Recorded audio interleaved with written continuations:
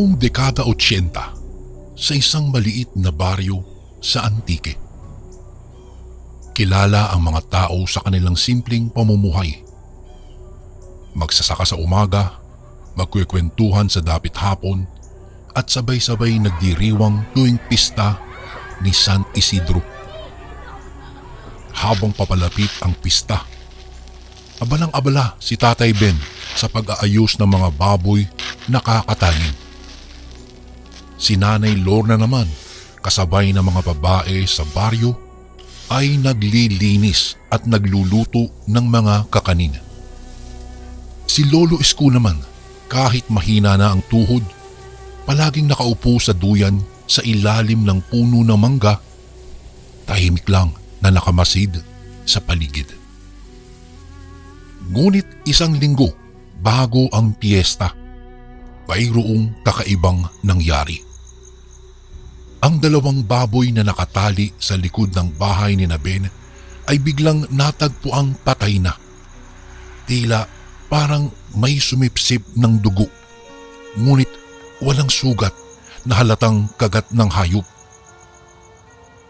Ang sabi naman ni Mang Pilo, baka raw nilagnat lamang o kinulam. Pero si Lolo Isko, tahimik lang.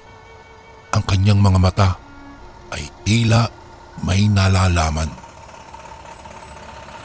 Kinabukasan, dumating sa baryo ang isang lalaking hindi nila kakilala. Matangkad, maputla at may kakaibang ngiti. Siya raw ay si Manong Pedro, kusinero mula sa Aklan. Niyaya pala ito ni Mang Pilo para tumulong magluto para sa darating na piyesta. Magaling daw kasi siya sa kaldereta at adobo, kaya't agad siyang tinanggap ni Nanay Lorna. Sa unang gabi pa lang, napansin na ni Tatay Ben na hindi natutulog itong si Manong Pedro. Habang lahat ay nagpapahinga, gising pa rin ito. Naglalakad sa paligid ng bahay. Dala-dala ang maliit na kutsilyong parang hindi kailanman iniiwan. Lumipas ang mga araw. Tuloy-tuloy ang paghahanda. Pero kasabay nito, isa-isang naglalaho ang mga manok ng kapitbahay.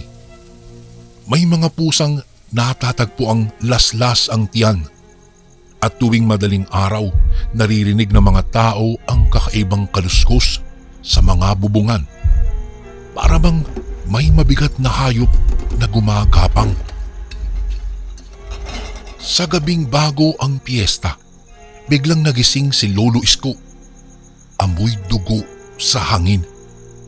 Tumayo siya at dahan-dahang lumabas sa silong ng bahay. At nakita niya si Manong Pedro sa may kusina. Nakatalikod, abalang-abala sa paghihiwa ng karne.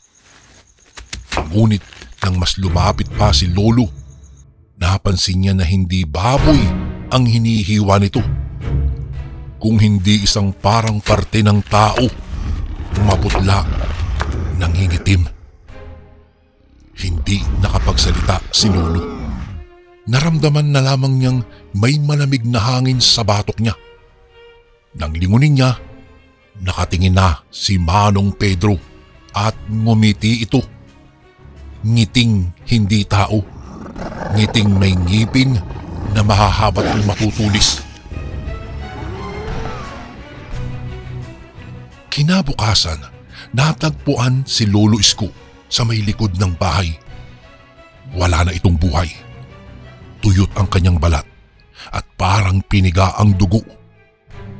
Ang sabi ng iba, inatake lang daw ito sa puso. Pero alam ni Tatay Ben, may ibang dahilan.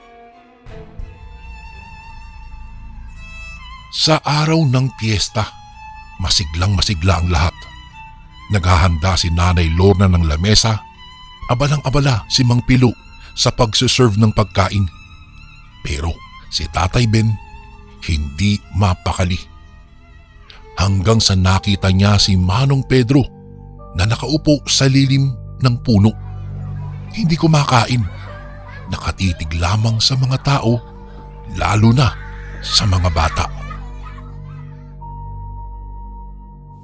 Nang sumapit ang gabi, may dumagundong na hangin. Tumigil ang tugtugan at isa-isang namatay ang mga lampara pati ilaw. Sa dilim, narinig nila ang sigaw ni Mang Pilo mula sa kusina. Saklolo! Doong puntahan nila, natagpuan nilang nakabagsak na ito sa lupa. Duguan at sa ibabaw niya, nakayuko doon si Manong Pedro. Parang kumakain. Mabilis na tumakbo si Tatay Ben at kinuha ang kanyang itak. Ngunit bago pa man siya makalapit, bumangon ang nilalang.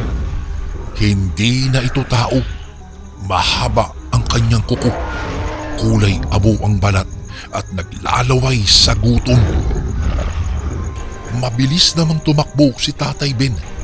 Hinila si Lorna palabas ng kanilang bahay. Pero sinundan sila ng halimaw.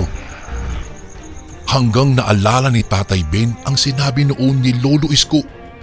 Takot ang aswang sa apoy. Kaya't kumuha siya ng sulo.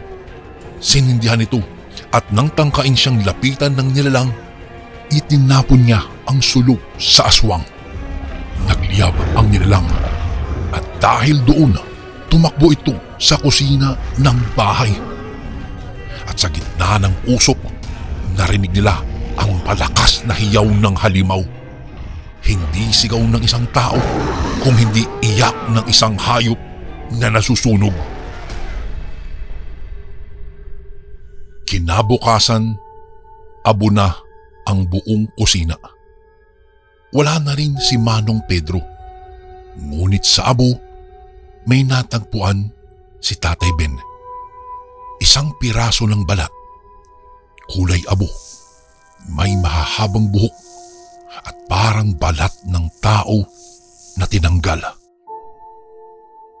Magmula noon, hindi na muling nagdaos pa ng piyesta sa baryo. At sa tuwing gabi ng Mayo, sinasabing may umaalingasaw pa ring amoy ng dugo at nasusunog na laman sa hangin. Paalala na minsang may isang gabing dumalaw ang isang aswang sa piyesta sa Antique.